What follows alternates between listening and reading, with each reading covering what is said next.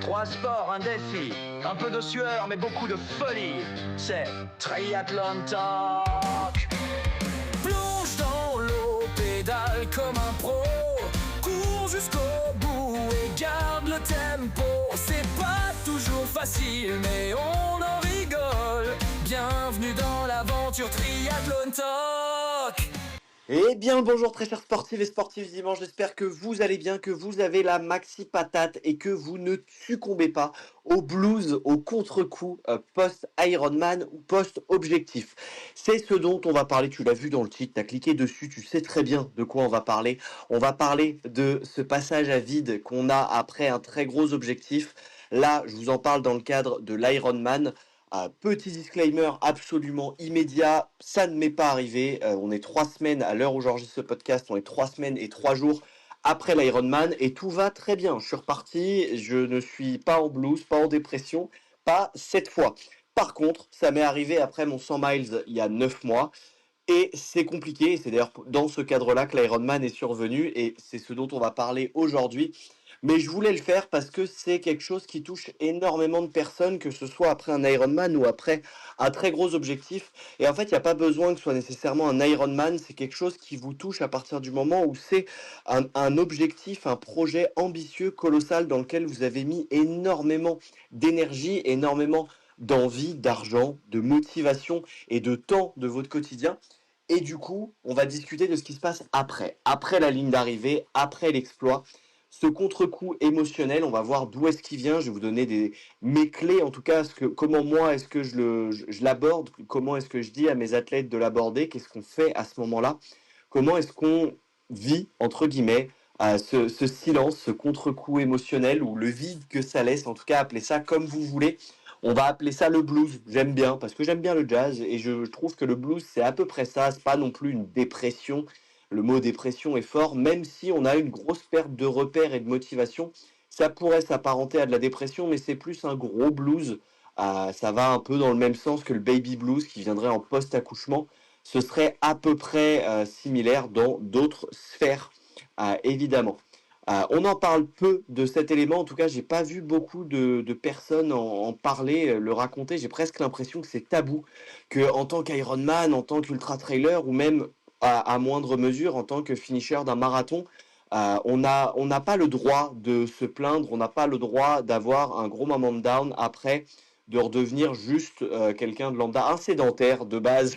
On rejoint nos confrères les sédentaires à ce moment-là, et c'est pas trop accepté parce qu'on a à la fois cette identité qui est marathonien, Ironman, ultra trail. Pour faciliter l'écoute, on va parler uniquement dans le cadre d'un Ironman, mais c'est exactement la même chose et ça peut être tout aussi intense si vous avez poursuivi un marathon en 1 an, 2 ans, 3 ans, même pour un 10 km, si l'objectif ça a été de vous réathlétiser, de finir un 10 km et d'aller l'atteindre et que vous avez mis 1 an, 2 ans à changer tout votre rythme de vie, à partir du moment où c'est un gros objectif pour vous, vous pouvez ressentir ce contre-coup et ce blues post-objectif. Mais là, dans le cadre de ce podcast et de cette série de podcasts où je vous ai emmené sur ma prépa pour le full Ironman des Sables d'Olonne, on va rester dans le cadre de l'Ironman. Évidemment, si ça vous va, vous me dites en commentaire si vous l'avez vécu et comment est-ce que vous l'avez surmonté. Ça me ferait plaisir de voir s'il y a d'autres moyens de faire et d'autres manières d'affronter cette période-là, autre que manger des tonnes de glace, même si ça aussi, c'est fait. En gros, qu'est-ce qui se passe? Ce moment où tout bascule, vous êtes à l'arrivée, vous avez eu l'euphorie de l'arrivée, la fierté, il y a eu les larmes, énormément de sentiments, on prend une on se fait défoncer par nos sentiments concrètement, on se fait happer, il y a toutes les raisons, tous nos why viennent nous latter, et on a une espèce de sentiment d'accomplissement ultime, entre guillemets, hein, évidemment, à notre échelle, pour nous, je parle bien, en tout cas pour moi, c'est ce que je ressens. Et c'est ce que mes athlètes me remontent, c'est qu'on a ce truc-là de « ouais, je peux plus faire mieux, je suis au top, je suis au max, c'est trop bien, j'ai tout donné, ça a payé, trop bien ». Et c'est un peu l'explosion, le feu d'artifice final, mais après vient la nuit. Et là, alors ça continue encore un petit temps, il y a 3-4 jours, on a de la reconnaissance, on a des messages, on a de l'excitation, on a encore la médaille, de temps en temps, faut rentrer chez nous. On peut encore se dire « je l'ai fait », le lundi, le mardi, on raconte encore à nos collègues, à nos amis, comment ça s'est passé, on nous demande, et puis de petit à petit, les gens connaissent, les gens savent de quoi on parle, ont compris ce qu'on avait fait et puis bah, ne posent plus de questions et la vie reprend parce qu'on est juste personne et qu'on le fait pour notre plaisir et ça n'intéresse plus les gens finalement au quotidien après et même nous, bah, on passe à autre chose et on est en mode bah ok je l'ai fait et maintenant qu'est-ce qui s'est passé? Le calme, là et le silence, la routine qui revient, la routine non sportive.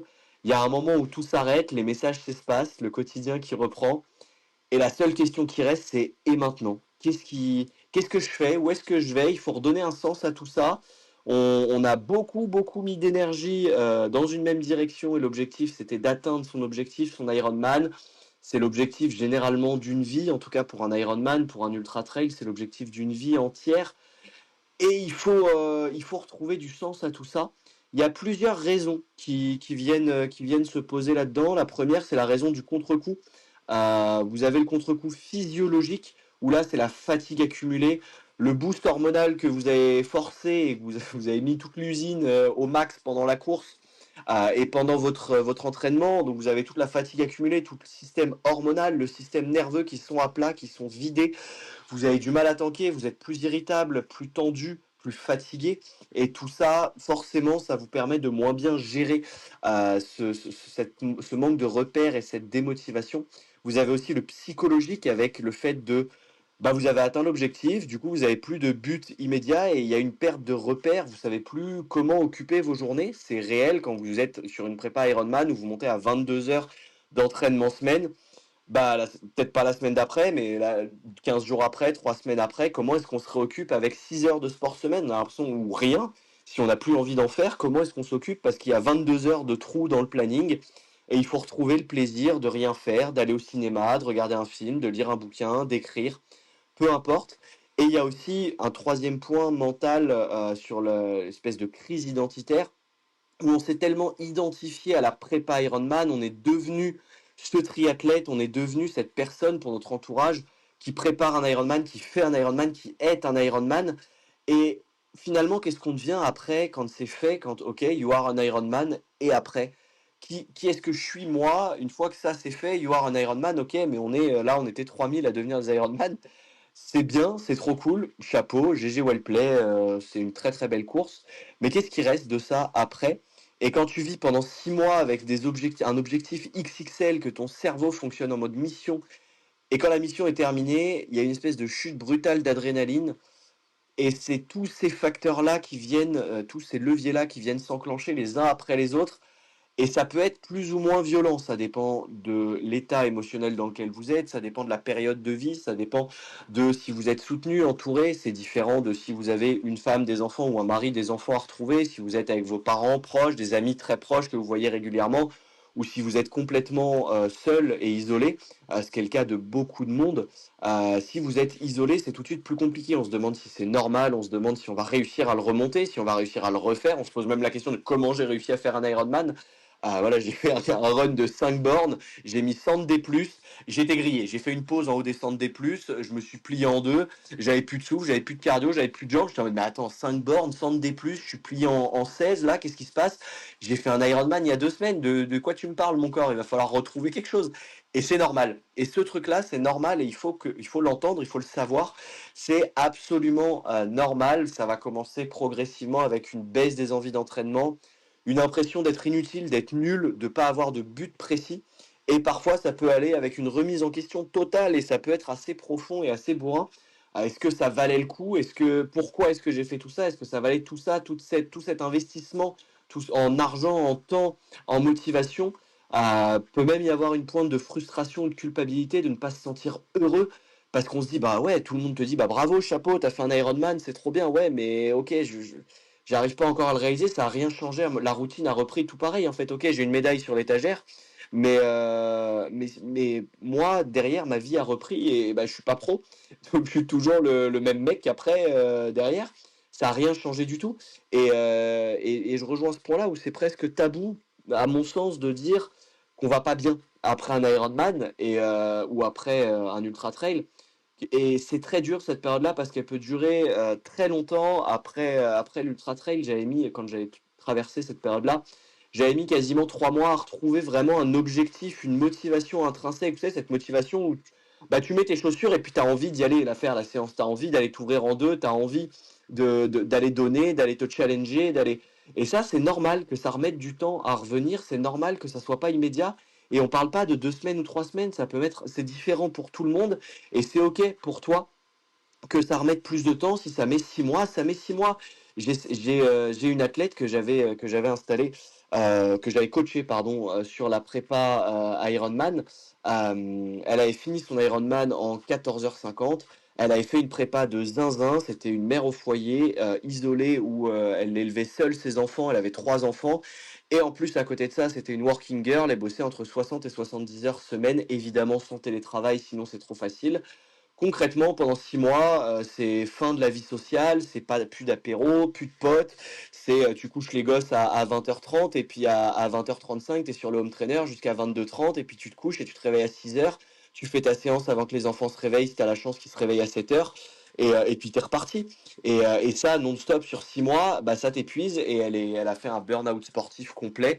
Et derrière ouais, elle a eu beaucoup de mal à repartir de ce que je sais, ça a mis 6 mois à revenir un petit peu. Elle a repris avec des jogs de 45 minutes à peine. Et ça a mis 1 an à reprendre des objectifs un peu plus ambitieux.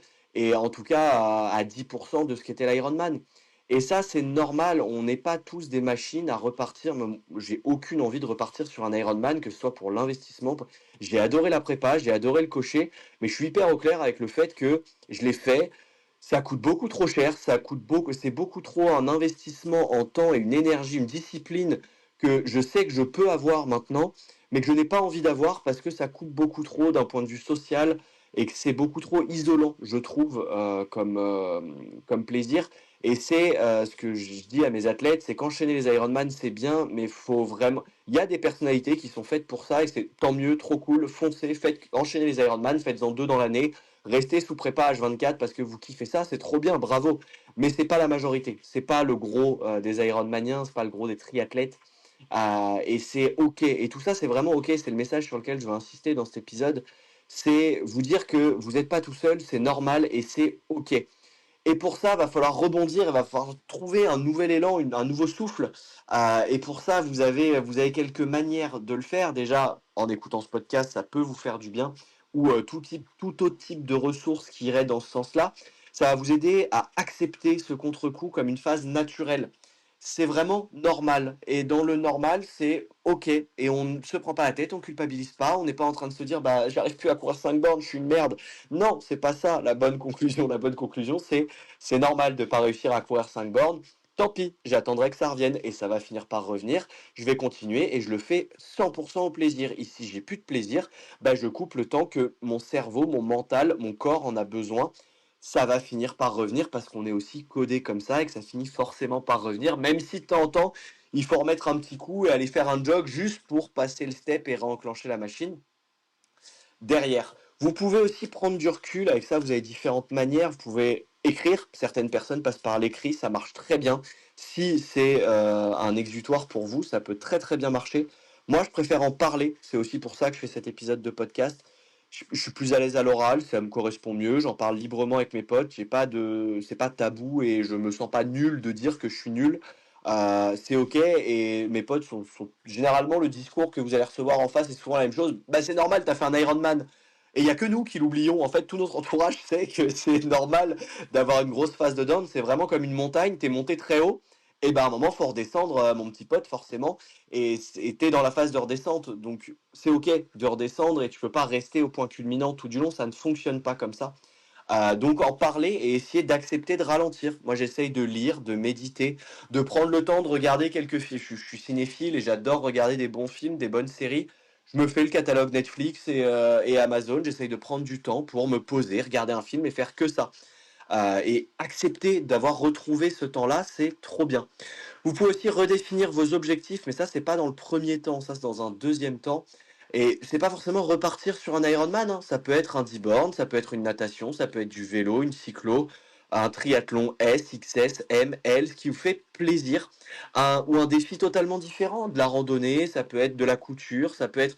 On s'en fout, c'est juste vous remettre un objectif et vous remettre en marche et en route vers cet objectif et retrouver l'ambition et l'envie d'aller chercher tout ça et de pouvoir vous challenger là-dessus au max.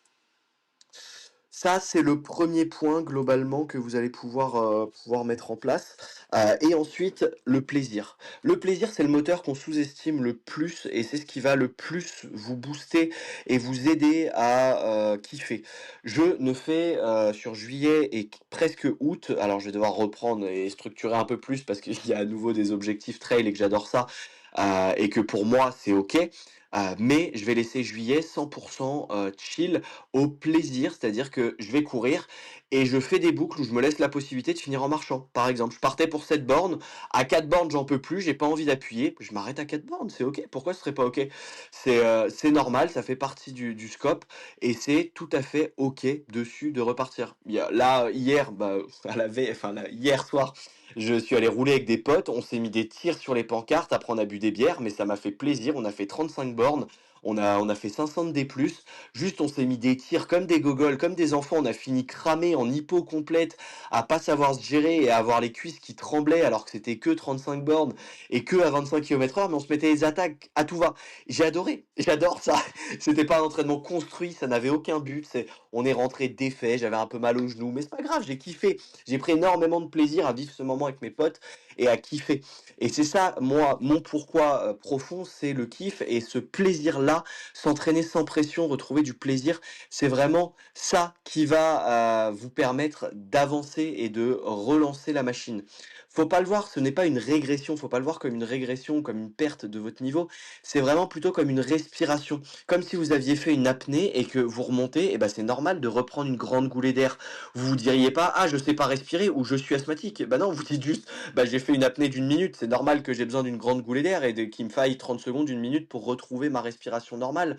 C'est une espèce de sas pour retrouver vos sens et retrouver du sens à votre pratique. Au niveau de mes clés, la clé, pour moi, la clé la plus importante là-dessus, c'est vraiment de prendre du plaisir. Faites-vous plaisir dans cette phase post-Ironman, post-objectif. Faites-le au plaisir. Vous n'avez pas envie, arrêtez. Vous avez envie de rouler, vous avez envie de nager. Vous faites que nager, mais c'est pas grave. Faites que nager, vous faites que rouler, faites que rouler. Vous faites que courir, faites que marcher. T'as compris l'idée? Vous faites que marcher. C'est laissez le plaisir piloter un peu. Moi, généralement, avec mes athlètes, je coupe, je les force après leurs gros objectifs annuels. Je les force à couper à minima 2 semaines. Et sur les très gros objectifs, genre Ironman et Ultra Trail, j'essaye de les forcer à prendre au moins un mois de coupure, de plus me parler, de plus me payer, de plus me donner l'heure, de plus penser au sport et de faire des trucs qui leur font du bien, de faire autre chose, de mettre leurs autres passions. Moi, je jardine aussi, là, énormément. J'ai mes petits concombres qui sont en train de pousser, j'ai 80 balais et je suis très fier de ça. J'avais pas le temps de m'en occuper avant parce que le jardinage, ça prend du temps et ça m'apaise, ça me ressource, ça me fait kiffer. Bah trop bien, kiffer comme ça, il n'y a pas de bonne ou de manière de faire, c'est juste vous, ce que vous avez envie, et faites-le de manière moins intense. Excuse-moi, j'ai une poussière dans la gorge. Ensuite, une fois que vous avez pris du plaisir et que vous avez commencé à restructurer un peu une semaine, mais très vite, hein, quand je dis restructurer, c'est voilà, vous refaites 2, 3 séances, 4 séances de sport dans la semaine en fonction, et ça retourne bien. Vous pouvez reposer un objectif à moyen ou à court terme, mais un objectif atteignable et qui vous fait kiffer. Par exemple, allez vous faire un 10 bornes avec vos potes. Et l'objectif, c'est pas de faire RP, c'est juste d'aller vous aligner sur une course à 10 bornes avec des potes et de faire un brunch après. Rien que ça, déjà, ça va vous montrer que vous êtes capable. Faites-le si vous courez en 45 minutes le 10 bornes, faites-le avec quelqu'un qui court en 50 ou 55 minutes. Comme ça, ce sera pas trop dur, pas trop violent, vous allez y arriver facilement. Et derrière, le brunch sera cool et vous aurez passé une trop bonne matinée qui va vous remotiver. Mais on rejoint le plaisir aussi. Ne vous enfermez pas dans l'identité, ce que j'appelle l'identité Ironman finisher. Oui, vous avez fini un Ironman, mais c'est pas pour autant que tous les autres objectifs vont être faciles. Va falloir en remettre et ça va prendre du temps. Donc laissez-vous ce temps-là et prenez le temps d'en discuter avec d'autres triathlètes, d'autres Ironman finishers justement qui sont cette identité-là. Et vous verrez, il y a très peu de gens qui l'ont pas. Il y en a, ça dure qu'une semaine, il y en a, ça dure 6 mois. Ça dépend des profils. Mais ma main à couper, que vous trouverez personne qui ne l'a pas vécu après un très gros objectif, qui a pas généralement c'est le premier gros objectif. Après, quand tu es au 6e, 10e Ironman, tu l'as plus trop. C'est quelque chose, moi ça me l'a fait après mon premier 100 miles, ça me le faisait moins quand je faisais beaucoup de trail. Ça me l'a pas fait après l'Ironman. J'ai juste eu un trou dans le planning de comment je vais occuper mes semaines, mais je sais sur quoi je repars, j'ai envie, j'ai la dalle, j'attends que mon corps re-réagisse. On est à 3 semaines, les 10 bornes repassent. Bon, tant mieux, on va laisser le temps avant de remettre des fractionnés, de repartir solidement à l'entraînement. Parce que j'accepte cette prépa de mon corps est fatigué, je lui en ai demandé beaucoup sur les semaines d'entraînement, et c'est ok. Donc parlez-en et vous verrez que vous n'êtes pas tout seul et que c'est vachement normal comme truc là, comme truc. Et reprendre un mode de vie équilibré, loin du chrono, loin des stats, loin de tout ça. Juste kiffez, faites du sport pour vous, un moment off, retournez à la base du sport qui est juste sortir s'oxygéner, prendre un moment pour soi, se faire du bien au corps, à l'esprit, et pas le faire dans une vision de dépassement, de performance, de structure comme ça, où toujours on a besoin de faire des choses, de quand on fait du seuil, on doit être en 4,10, en 3,50. Non, on s'en fout, va courir, tu sors là, je suis allé jogger avant-hier du coup, et je suis parti, j'étais en 5,40, zéro sensation. Au bout de 5 bornes, ça a commencé à se débloquer. J'ai fini en 4 minutes au kill et ça n'avait aucun sens. Progressivement, j'ai attaqué au seuil. Et puis j'ai fini en 4 minutes au kill le dernier kilomètre et j'ai fait 8 bornes. Et j'étais trop content. Et c'est trop bien, ça me va et ça me fait kiffer. Donc faites-le vraiment pour vous, pour le plaisir. Il n'y a pas de bonne ou mauvaise manière de faire. Donc, tout ça pour vous dire que si vous avez ressenti un vide après votre Ironman ou après votre course, votre marathon, c'est normal, vous n'êtes pas seul et surtout c'est temporaire, ça va revenir, faut juste laisser le temps. La temporalité est différente pour tout le monde et c'est ok. Je voulais faire cet épisode vraiment, faut le voir comme une main tendue, une porte ouverte au dialogue. N'hésitez pas, c'est pour ça, mettez-le en commentaire, derrière, je vous répondrai dessus si jamais c'est pertinent. Évidemment, on évite les insultes, c'est pas pertinent ça.